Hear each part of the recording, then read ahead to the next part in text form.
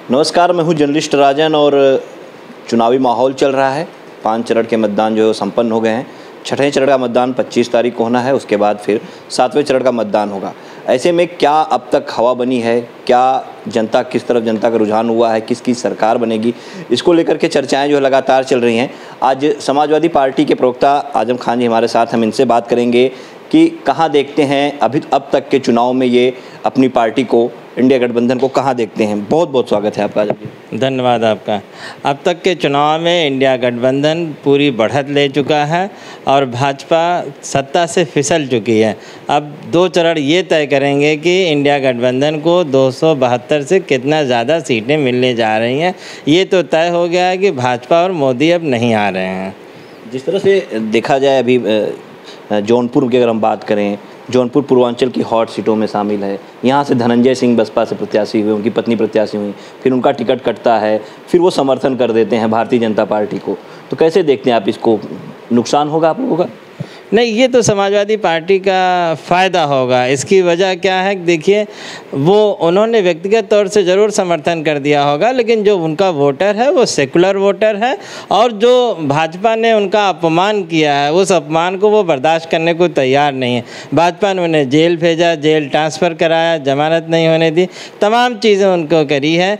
तो उनका वोटर ये समझ रहा है कि हमें कहीं न कहीं भाजपा ने नुकसान पहुंचाया है। और दूसरी बात, उनका वोटर सेकुलर वोटर है, वो इंडिया गठबंधन को वोट करने जा रहा है। बगल में वाराणसी संसदीय क्षेत्र है, 1 जून को वहाँ पे मतदान होगा। प्रधानमंत्री मोदी वहाँ से जो है चुनाव लड़, तो कैसे देखते हैं आप, क्योंकि मोदी फिर से आएंगे वहाँ पे, रोड शो करेंगे, तो क्या लगता है हवा कुछ बदलेगी? और यहाँ पे जौनपुर में भी आए थे तो उन्होंने कहा था कि इमरती बटेगी 4 जून को। अखिलेश जी भी आए तो कह के गए कि इमरती बटेगी। तो इमरती तो बटेगी, लेकिन किसकी तरफ से बटेगी? यकीनन इमरती समाजवादी पार्टी की बटेगी। कल आपने देखा होगा दोनों जनसभाओं में अपरंपार भीड़ थी, जौनपुर की अपरंपार भीड़ थी माननीय राष्ट्रीय अध्यक्ष अखिलेश यादव की जनसभाओं में। देखिए, इंडिया गठबंधन मुद्दों पे चुनाव लड़ रहा है। वो महंगाई, बेरोजगारी, किसानों की समस्या, युवाओं की समस्या और जो संविधान और लोकतंत्र को खतरा है वो बचाने के लिए हम चुनाव में हैं। संविधान और लोकतंत्र कहीं ना कहीं तानाशाही में बदल रहा है और जो उत्तर प्रदेश की पीडीए जनता है वो ये बिल्कुल नहीं चाहती है कि भारत का संविधान चला जाए, क्योंकि दलितों, अल्पसंख्यकों, पिछड़ों को जो मौलिक अधिकार मिले हैं वो सिर्फ और सिर्फ संविधान की वजह से मिले हैं। अगर संविधान नहीं होगा तो शायद वो मनुस्मृति में चला जाएगा। तो भारत का पिछड़ा, दलित, ओबीसी, अल्पसंख्यक कोई भी नहीं चाहता है कि भारत के संविधान को किसी भी तरह से कोई खतरा हो।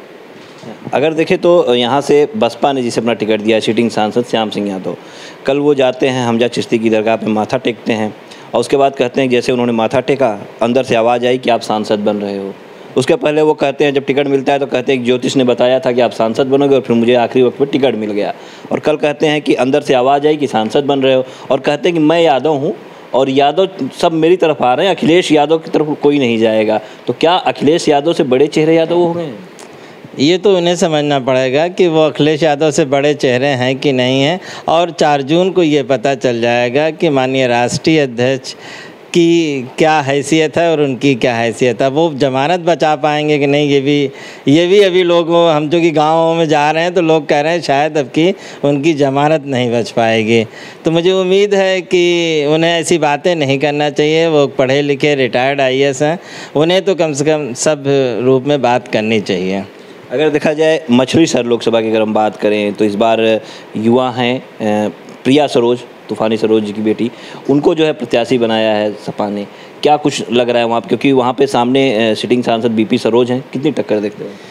मैं मछली शहर भी गया था, मड़ियाहू भी गया था। मैंने देखा है कि वहाँ BP सरोज का बहुत विरोध है। BP सरोज खुद को कहते हैं SC/ST एक्ट बाबा, यानी जैसे योगी अपने को बुलडोजर बाबा कहते हैं, वो अपने को SC/ST एक्ट बाबा कहते हैं। यानी 1300 से ज़्यादा सवर्णों पे उन्होंने SC/ST एक्ट लगवाया है। तो यकीनन पूरा सवर्ण उनसे नाराज़ है, उनको वोट देने को तैयार नहीं है और उनका खुद का समाज भी उनसे नाराज़ है। वो तूफानी सरोज जी चूँकि 3 बार सांसद रह रहे हैं, उनके साथ अटैच्ड है और उनको वोट देने जा रहा है। तो जो प्रिया सरोज है वो बहुत भारी मतों से जीतने जा रही है और मुझे उम्मीद है वो सबसे युवा सांसद बनेगी उत्तर प्रदेश और देश की। 5 चरण के मतदान संपन्न, छठे चरण का भी कल हो जाएगा, फिर 7वें चरण का। भारतीय जनता पार्टी 400 पार कहती है, क्या लगता है कितनी सीटें आएंगी? ये तो हमारे राष्ट्रीय अध्यक्ष ने बार बार कहा कि 400 पार नहीं बल्कि 400 हार। और वो कहते हैं कि अगर 543 में से 400 निकाल दीजिए तो उनकी 143 सीटें बचती, यानी वो 150 के आसपास रहेंगे। ये बात राहुल गांधी जी भी कहते हैं और माननीय राष्ट्रीय अध्यक्ष जी भी कहते हैं। हम लोग उनको ज़्यादा से ज़्यादा यही एस्टिमेट करते हैं कि 150 के आसपास उनको रहना चाहिए। बाकी क्षेत्रीय दलों का बहुत अच्छा चल रहा है, जो इंडिया गठबंधन में नहीं है क्षेत्रीय दल, उनका भी चुनाव बहुत अच्छा चल रहा है। यकीनन जब हम सरकार में आएंगे तो वो हमारे सपोर्ट में होंगे, चाहे वो बीजेडी हो, चाहे वाईएसआर हो, और जो तमाम क्षेत्रीय दल हैं इनका, जो कि अभी इंडिया गठबंधन का हिस्सा नहीं है। लेकिन अगर वो 4 जून को इंडिया गठबंधन की सरकार बनती है तो वो हमारे साथ होंगे। बनारस में कैसे देखते हैं आप लड़ाई? माननीय राष्ट्रीय अध्यक्ष अखिलेश यादव ने बार बार कहा कि क्योटो अगर बन गया होगा तो बनारस वालों को उनको जिता देना चाहिए। अगर क्योटो नहीं बना है तो बनारस वालों को क्योटो बनाने के लिए अपना दूसरा सांसद चुनना चाहिए। जी। यहाँ से कृपा शंकर सिंह प्रत्याशी हैं भारतीय जनता पार्टी के, कैसे देखते हैं आप उन्हें? यहाँ तो जो हम फील्ड में चल रहे हैं, लड़ाई बिल्कुल नहीं है। जो पीडीए है यानी दलित, ओबीसी, अल्पसंख्यक जो है यानी पीड़ित समाज, वंचित समाज है, वो बिल्कुल इंडिया गठबंधन को बिल्कुल खुल्लम खुल्ला वोट दे रहा है। वोट दे ही नहीं रहा बल्कि बोल रहा है कि हाँ भैया मुझे देना है, संविधान की रक्षा करनी है, लोकतंत्र की रक्षा करनी है, तानाशाही और सांप्रदायिक ताकतों को हटाना है, ताकि भारत में जो अमन चमन चैन रहा है और जो गंगा जमुनी तहजीब, खासतौर से जौनपुर में गंगा जमुनी तहजीब के लिए जाना पहचाना जाता है ये शहर, तो लोग कह रहे हैं हमें अपने भाईचारे और गंगा जमुनी तहजीब को, संविधान और लोकतंत्र को बचाना है। इसलिए हम इंडिया गठबंधन को वोट देंगे। मुझे उम्मीद है ये कम से कम 2-2.5 लाख वोटों से बाबू सिंह कुशवाहा ये चुनाव जीतेंगे। लोग घरों से कम निकल रहे हैं, तो ऐसे जनता से क्या अपील करेंगे आप? क्यों लग रहा है कि वोटिंग परसेंटेज क्यों कम हो रहा है? बिल्कुल हमारा वैसे मतदाता जो हमें अभी तक 5 चरणों में रिपोर्ट्स मिली हैं अपने बूथ प्रभारियों और प्रभारियों से, उनका कहना है कि हमारा मतदाता वोट दे रहा है। फिर भी हम सभी मतदाताओं से अपील करेंगे कि वो ज़्यादा से ज़्यादा वोट दें और जो लड़ाई ये इस टाइम चल रही है संविधान बचाने की, उसमें हमारा सहयोग करें।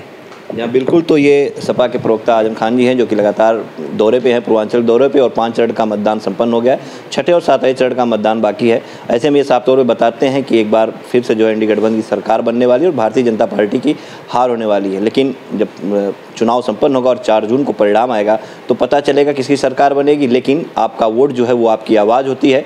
हम भी आपसे एक निवेदन करेंगे कि आप लोग भी घरों से निकलें और वोट करने जरूर जाएँ।